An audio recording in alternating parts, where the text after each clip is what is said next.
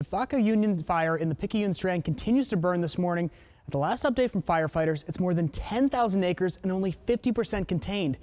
Now, this all started from a controlled burn last Friday, but rain in the forecast for the weekend will hopefully help fire crews contain the fire. And we're already expecting to have a very active brush fire season. Fire officials say that if you haven't already, it's time to start preparing your family. So here's some things to keep in mind. Try and keep your yard green, clean, and pristine. Also clear all debris from it and keep all brush at least 30 feet away from your home because you want to have that defensible space around it. Fire officials say right now what you should be doing is preparing for this as if it were hurricane season. Let's take a glance right now at the predicted fire map. So Southwest Florida not looking as bad as yesterday. So that's some good news here. Why don't we bring in meteorologist Matt Gray right now. So Matt, what are the fire risks looking like today? Yeah. You know, it's a beautiful Saturday morning. If you're thinking about going to the beach, you should be warned. Traffic is a nightmare trying to get over the bridge to Fort Myers Beach this morning. And if it wasn't already bad this time of year, deputies have closed it off for the Shrimp Festival at the beach today. NBC2's Joe Petrello joins us live with a look at the roads. Hey, Joe. All right, thank you, Joe.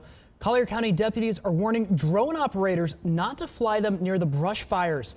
The department says that helicopters needed to respond to these emergencies won't take off unless that airspace is clear. And just hours after Governor Rick Scott signed a bill that would ban gun sales to anyone under the age of 21, a lawsuit has been filed to block it. The NRA filed the suit against the state of Florida in a federal court on Friday afternoon. They argue that the law violates the constitutional rights of Floridians who have not yet turned 21. The new law comes in the wake of last month's mass shooting in Parkland that left 17 people dead. South Korea's President Moon Jae-in is calling President Trump's decision to meet with the leader of North Korea an historic milestone. The White House has not yet said when or where the meeting will be. Other major powers, China, Russia, and Japan, all welcome the news, but Japan is cautious, insisting to meet with President Trump before he sits down with Kim Jong-un. If you've been, we were just talking with Joe Petrello down on Fort Myers Beach, and traffic is pretty rough right there right now because of that festival going on. So even worse than usual. I know, right? In season. So people might be thinking, hey, it's a beautiful morning so far. Let's go to the beach. Naples is right there, and it's a pretty view right now. Yeah, pretty view right now, and we're not having a whole lot of smoke issues. At least it doesn't look like. Lee Health is getting closer to opening up a brand new facility in Estero. It'll be the only freestanding 24-hour emergency room in all of Lee County. So Lee Health Coconut Point will be more than 160,000 square feet. It will have a surgery center as well as centers for breast health, rehabilitation, diagnostic imaging, and more. And if you need dental work but don't think you can afford it, good news, a program this weekend could help, and it's all free.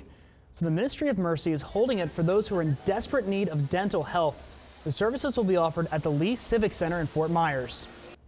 This weekend marks the beginning of daylight saving time. It means it's the perfect time to change out your batteries and smoke detectors and carbon monoxide alarms. The Consumer Product Safety Commission recommends changing the batteries when you change your clock. And remember, daylight savings time starts 2 a.m. on Sunday. That's when clocks are set ahead 1 hour. This is interesting here. Farmers and physicians alike agree that ostriches are a treasure trove of health benefits.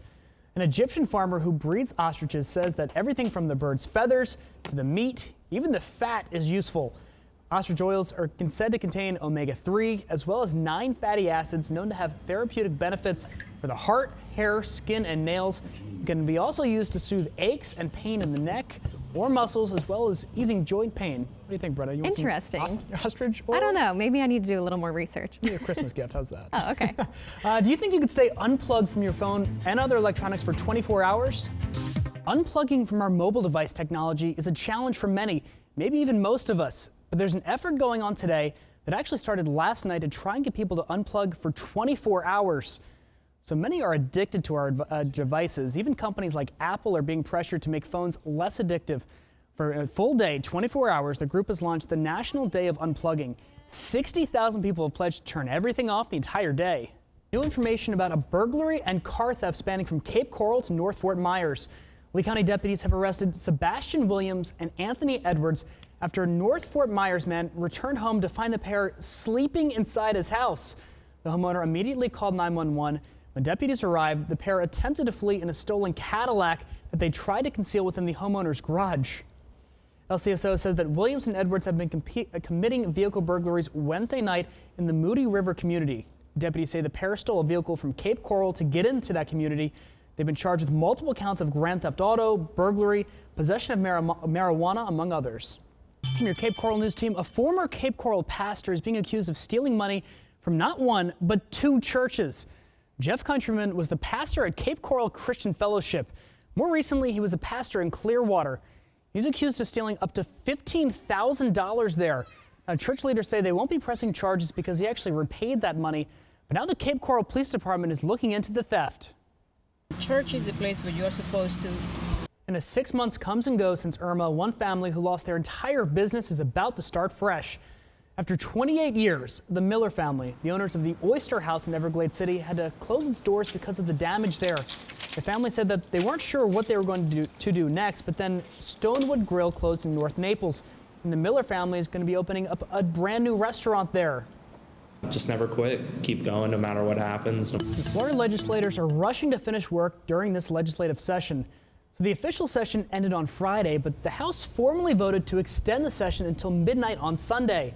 That means that the legislature can only consider budget bills and the tax package. But during the final hours of Friday's session, the Florida House and Senate both approved funding for a bill that would impose new restrictions on prescription painkillers and provide funding for treatment. So under the bill, you'll only be prescribed enough opioid pills for 3 days. The bill does not place medication limits for trauma cases, though. Governor Rick Scott declared the opioid epidemic a public health emergency last May. He's expected to sign it when it reaches his desk. A crisis at a mental health facility in California ends in tragedy. 4 people are dead, including the gunman, following a hostage situation that lasted for hours at a veterans counseling center. According to a California state senator, the suspect was a former client who left the program only 2 weeks ago. The victims are believed to be employees of the Pathway House. The Cape Coral boys basketball team shocked just about everybody in Southwest Florida this season, beating Lehigh in the regional final to go on to the Final Four.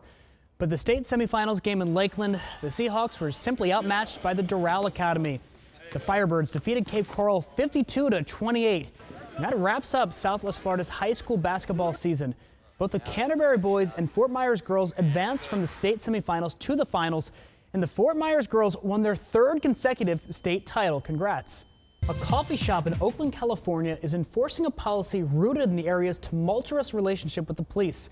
It wants uniformed police officers to stay out, and it refuses to serve them.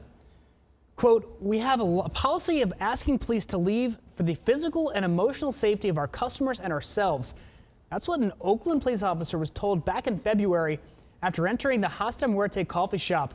Word has gotten out to the community. Some folks support the coffee shop's decision, others not so much. 6 Lee County teachers now have golden apples. The award is given out to the best teachers in the school district every year. Now, the Foundation for the Lee County Public Schools went into the classroom to hand them out yesterday. We can see the video of that right there. Very exciting day for them. Before the awards are handed out, though, the foundation sits in on the classrooms to observe how the teachers work with their students. The teachers we spoke with say that winning this award is like winning an Oscar in their profession. I just want to be a kindergarten. Lawmakers have decided to withhold nearly $2 million in salaries and benefits for the top brass at the State Department of Health in the state budget until the department fully implements the medical marijuana law passed last year. The Office of Medical Marijuana Use has yet to issue 5 new grow licenses, which were supposed to be finalized last October. The DOE blames pending lawsuits for the delay. The lawmakers aren't satisfied with that excuse. Some advocates say that lawmakers set up that department for failure. Governor Scott is expected to sign a bill that would extend first responders' workers' compensation benefits to include treatment for post-traumatic stress disorder. So Florida lawmakers approved the bill earlier this week, and now it sits on Governor Scott's desk. And the man known as Pharma Bro is headed to prison for 7 years. Former pharmaceutical executive Martin Scarelli was sentenced for defrauding investors in 2 failed hedge funds. Scarelli cried in court and apologized to investors. Speaking of Babcock Ranch, they're actually testing a self-driving shuttle service that runs like a car.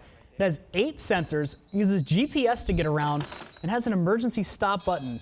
So Babcock Ranch is testing the vehicle with an operator inside of it. It plans to get several more of these shuttles once that testing period is complete. The shuttle runs up to 25 miles an hour. And just in a couple years, Babcock Ranch is hoping to run these like an Uber.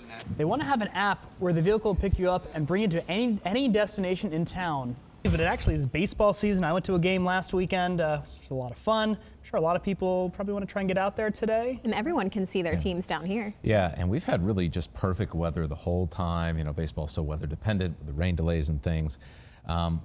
Later innings of the games today, we may run into some issues, but at least the start is looking good. And the same will go for beaches across Southwest Florida.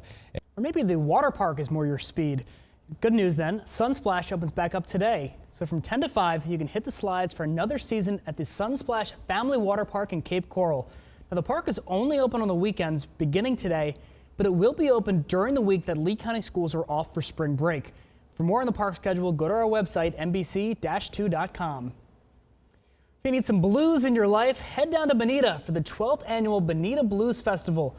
Enjoy music and food downtown at Riverside Park. Gates open this morning at 11 and close at 9. Coolers, outside food and drinks, and pets are not allowed.